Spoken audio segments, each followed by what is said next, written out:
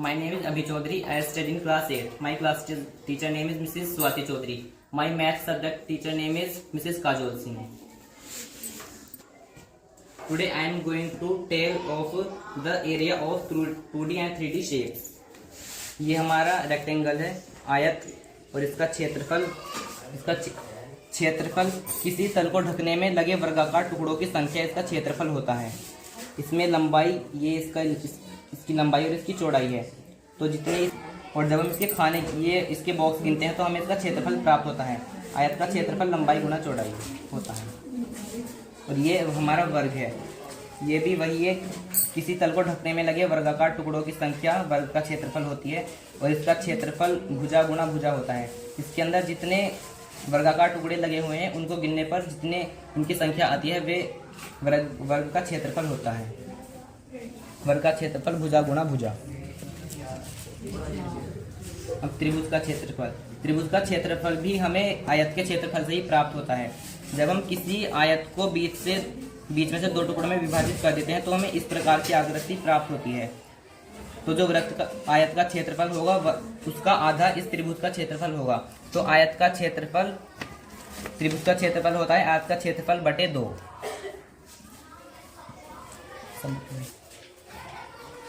समांतर चतुर्भुज का क्षेत्रफल भी हमें आयत के क्षेत्रफल से ही प्राप्त होता है।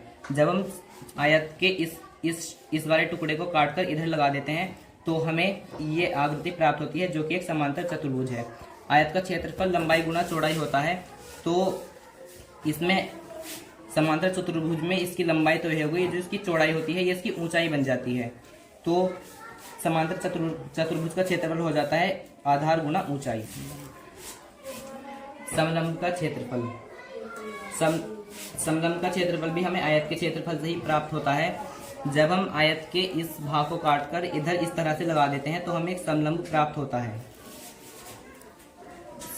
इसका क्षेत्रफल त्रिभुजाकार क्षेत्रों का क्षेत्रफल प्लस इसमें दो त्रिभुज बने हुए हैं, इन दोनों का क्षेत्रफल मिलाकर इस हमें समलंब का क्षेत्रफल प्राप्त होता है।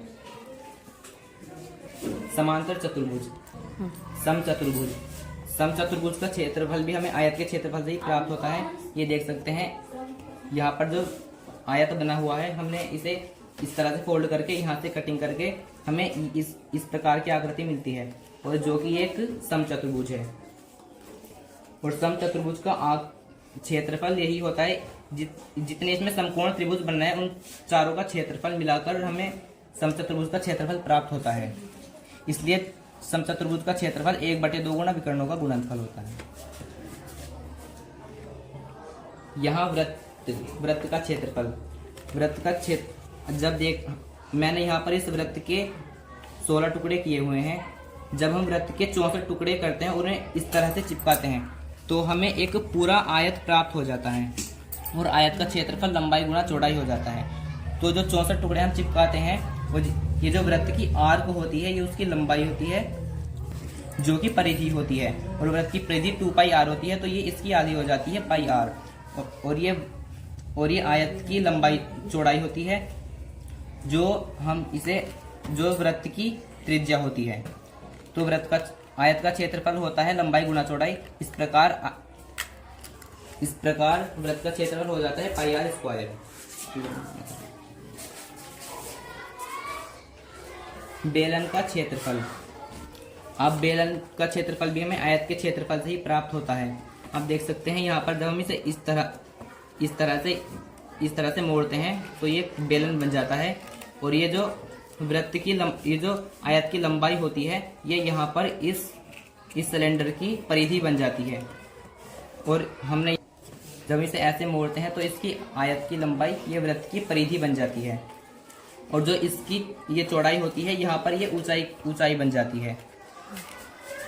तो बेलन का क्षेत्रफल, तो यहाँ पर बेलन का वक्र पृष्ठ क्षेत्रफल हमें इस तरह से प्राप्त होता है। इसकी लंबाई और इसकी ऊंचाई, जो इसकी लंबाई होती है वो परिधि बन जाती है 2πr, और इसकी ऊंचाई h, इसलिए इसका वक्र पृष्ठ क्षेत्रफल होता है 2πrh।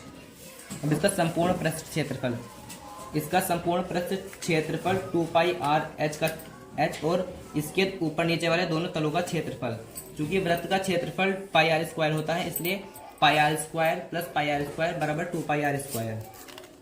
तो इसका क्षेत्रफल 2 पाई आर स्क्वायर ब्रैकेट में h प्लस आर हो जाता है। वक्र पृष्ठ क्षेत्रफल और इसके वृत्त के क्षेत्रफल को मिलाकर इसका शंकु का संपूर्ण पृष्ठ क्षेत्रफल बनता है। इसलिए शंकु का संपूर्ण पृष्ठ क्षेत्रफल pi r l plus pi r square होता है बराबर पाई आर ब्रैकेट में एल प्लस आर।